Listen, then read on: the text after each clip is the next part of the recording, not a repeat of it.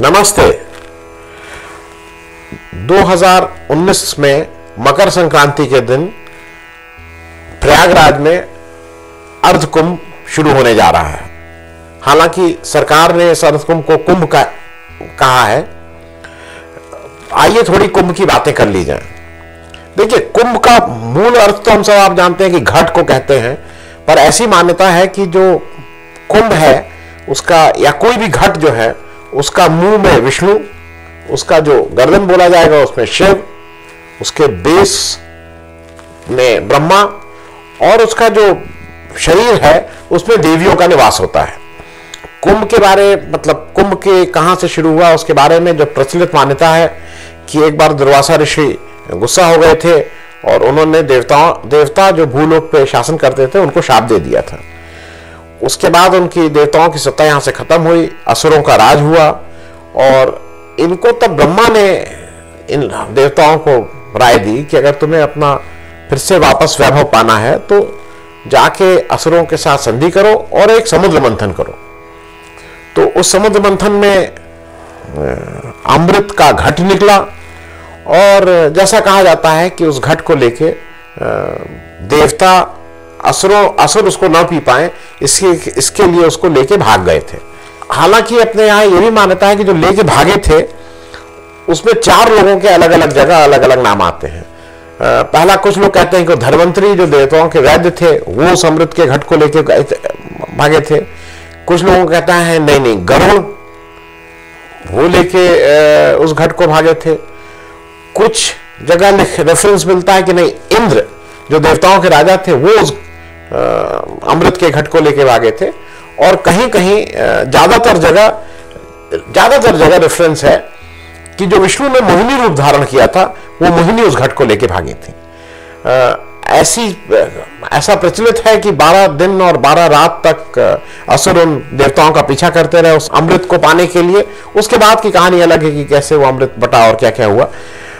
लेकिन इस 12 दिन और 12 रात के दौरान ऐसी मान्यता है कि ये जो अमृत था ये 4 स्थानों पे छलक के गिरा और वो स्थान हरिद्वार, अब उसको प्रयाग या प्रयागराज और नासिक और उज्जैन में ये अमृत गिरा था।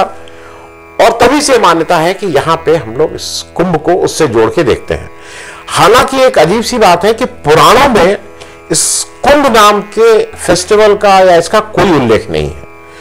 तो ऐसा माना जाता है कि ये पिछले करीब 2000 वर्षों से ये शुरू हुआ।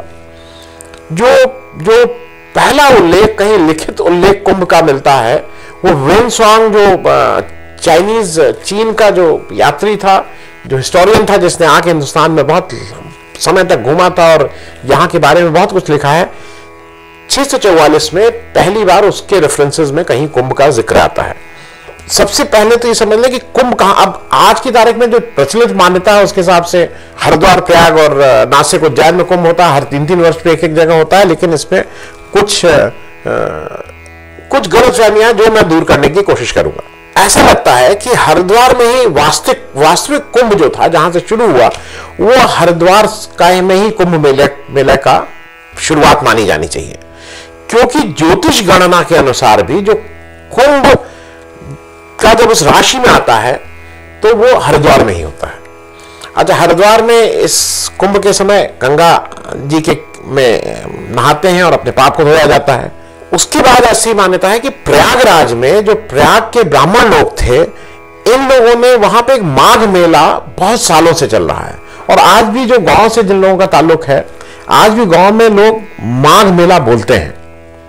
जो प्रयागराज में जो संगम के तट पे जो ये सब होता है उसको माघ मेला बोलते हैं। बहुत से लोग कल्पवास और ये सब करते रहते हैं।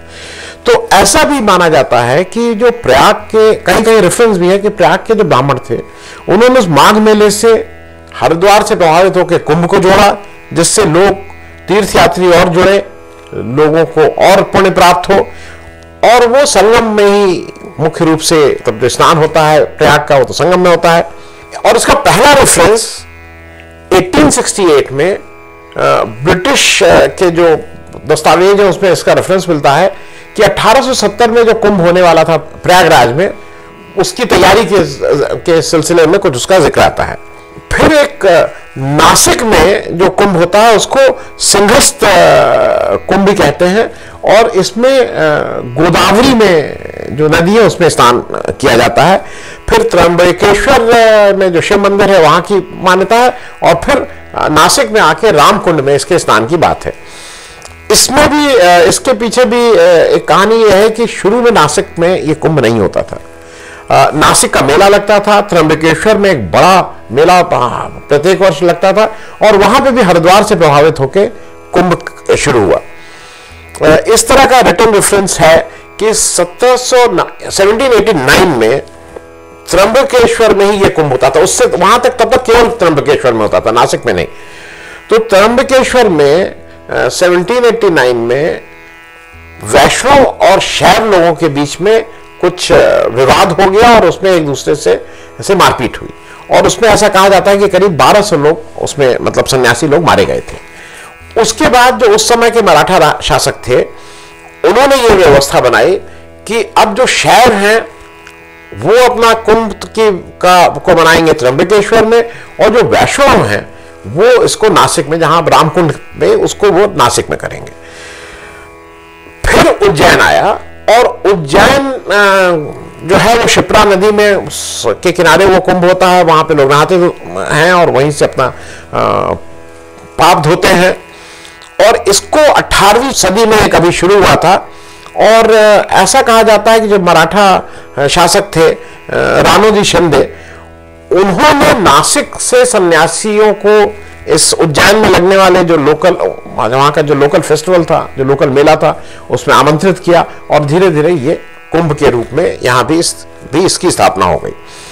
अब जो एक इंपॉर्टेंट चीज थोड़ी समझने वाली है, और जो हम सब लोगों को जानना भी चाहिए हिंदू होने के नाते, वो पहली चीज कि कुंभ 3 होते हैं, एक अर्ध कुंभ, एक कुंभ और एक महाकुंभ। इसमें कोई कंफ्यूजन नहीं है। अर्ध कुंभ केवल हरिद्वार और प्रयागराज में होता है।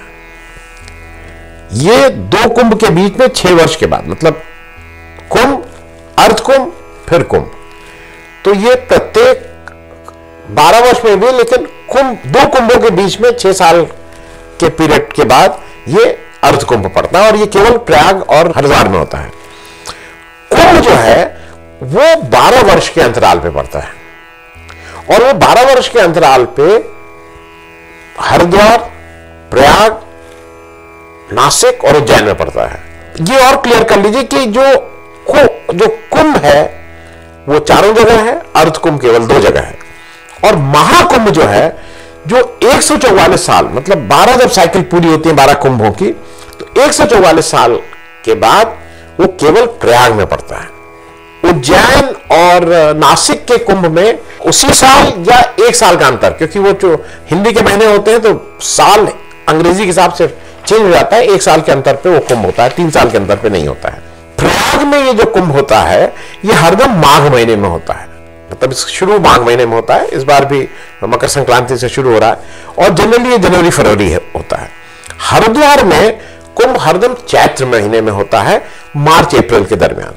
उज्जैन में ये वैशाख में होता है, अप्रैल मई के करीब, और नासिक में ये भाद्र में, भादो जिसको हम लोग ऐसी भाषा में बोलते हैं, अगस्त सितंबर में होता है। इनकी एग्जैक्ट डेट विक्रम संवत, हिंदुओं के विक्रम संवत कैलेंडर में पंचांग के अनुसार अलग अलग है, कि जब बृहस्पति, सूर्य और चंद्र किस राशि में आते हैं, कुंभ अलग अलग है। वो एक डिटेल है जो किसी और एपिसोड में कभी उस पर चर्चा करेंगे। ऐसा माना जाता है कि कुंभ के समय इन सब तीर्थ स्थानों, इन सब जगह, इन 4 जगहों का पानी अमृत हो जाता है, और इसमें स्नान करने से आपके सारे पाप धुल जाते हैं, आप मोक्ष की प्राप्ति की तरफ और बढ़ जाते हैं। और इसीलिए हिंदुओं में इसकी बहुत बड़ी मान्यता है। देखिए 2 लोग हैं मुख्य रूप से कुंभ में, 2 लोग, एक तीर्थयात्री होता है और एक सन्यासियों के लिए भी बहुत आवश्यक है। ऐसे बहुत से सन्यासी जो नागा हैं, कल्पवासी हैं, जो कहीं हिमालय में तपस्या कर रहे हैं, जो अदरवाइज आम आदमी के रीच में नहीं है, वो कुंभ के दौरान आते हैं और अपना आशीर्वाद, अपना ज्ञान से लोगों के साथ शेयर करते हैं, और लोग भी इनसे जाके आशीर्वाद लेते हैं। कुंभ का एक बहुत अच्छा इंटरेस्टिंग और होता है पेशावरी जुलूस। ये उसकी बहुत हाई पॉइंट होता है। इसमें अलग अलग अखाड़ा होते हैं, जैसे मतलब अखाड़े बात है, उदासी है, वैरागी है, सिख है, ये अखाड़े लोग अपना पूरे ठीक से तैयार होकर, नागा बाबा लोग हैं जो वस्त्रहीन है, लेकिन ये भी भभूत लगा के करके इन लोगों का एक प्रोसेशन निकलता है। और सबसे बड़ा यहाँ स्नान का क्रम को लेके है कि कौन पहले करेगा, उसके बाद कौन करेगा, ये बहुत है। जूना अखाड़ा, फिर निरंजनी अखाड़ा, इस तरह से स्नान का क्रम है वो अखाड़े में, वो एक बहुत डिटेल और बहुत थोड़ा कठिन वो है, जो कि कभी आगे के किसी एपिसोड में जरूर करेंगे। अब ये प्रयाग में 2019 में सरकारी कुंभ और मूल रूप से हिंदुओं के हिसाब से अर्ध कुंभ मनाया जा रहा है। अब अर्ध कुंभ को कुंभ क्यों कहा गया, ये नाम क्यों चेंज किया गया, ये तो सरकार का एक्सप्लेनेशन हो सकता है, मालूम नहीं, जो भी कारण हो। 2013 में महाकुंभ और कुंभ, मतलब महाकुंभ और कुंभ तो साथ ही पड़ेंगे क्योंकि 12-12 साल की साइकिल है। 2013 में प्रयाग में महाकुंभ हो चुका है, जिसमें एस्टिमेटेड है कि 10 से 12 करोड़ लोग आए थे। उसमें मौनी अमावस्या के दिन एक दिन में 3 करोड़ लोगों ने, जो एक तरह से वर्ल्ड रिकॉर्ड है, एक दिन में स्नान किया था। 2019 का जो ये अर्ध कुंभ है, इसकी खूब अच्छे तरीके से तैयारी की गई है। अच्छी बात है कि इस बार सरकार ने इस पर बहुत ध्यान दिया है और इसको काफी सुलभ बनाया जा रहा है, जिससे लोग आसानी से वहां पहुंच सकें। देखिए, इस प्रयागराज के कुंभ की एक और विशेषता है, इसकी 4 बातें मुख्य हैं। एक तो संगम पे होता है, जहां 3 गंगा जी, यमुना जी और सरस्वती का संगम है, उसकी एक है। दूसरा, ये कल्पवास जो लोग करते रहते हैं माघ महीना, उसकी वजह से इसकी इंपॉर्टेंस है। तीसरा, भारद्वाज ऋषि का आश्रम भी था जहां रामचंद्र जी आके रहे थे, तो उसकी वजह से भी इसकी बात मान्यता है। और चौथा, कौरव और पांडवों के पूर्वज जो ययाति थे, उन्होंने इस जगह को ही, उस पर विजय पाई थी, और इस वजह से भी इसकी बात मान्यता है इस जगह की।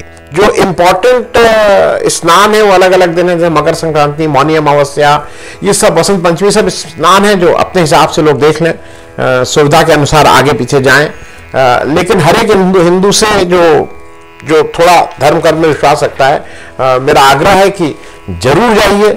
इस बार जैसा सुन रहे हैं, जैसा कहा जा रहा है, जिस तरह से प्रचार हो रहा है कि शायद व्यवस्था बहुत आसान है कुंभ में जाने में। पहले तो पिक्चरों में कुंभ में बहुत बच्चे खो जाते थे, अब शायद कोई बच्चा न खोए, हाँ, कोई बिछड़ा हुआ जरूर मिल जाए। इस तरह की आशा के साथ मेरे आपसे फिर एक बार आग्रह है कि इस बार का कुंभ में जाइए, स्नान कीजिए, पाप धोइए और एक अच्छे भारत बनाने का संकल्प लीजिए। धन्यवाद। अगर आपको हमारा ये कार्यक्रम अच्छा लगा तो कृपया सब्सक्राइब करें और साथ में वो छोटी घंटी भी दबा दें, जिससे आपको जब भी कोई नया वीडियो, नया एपिसोड अपलोड हो तो आपको उसकी सूचना मिल जाए। धन्यवाद।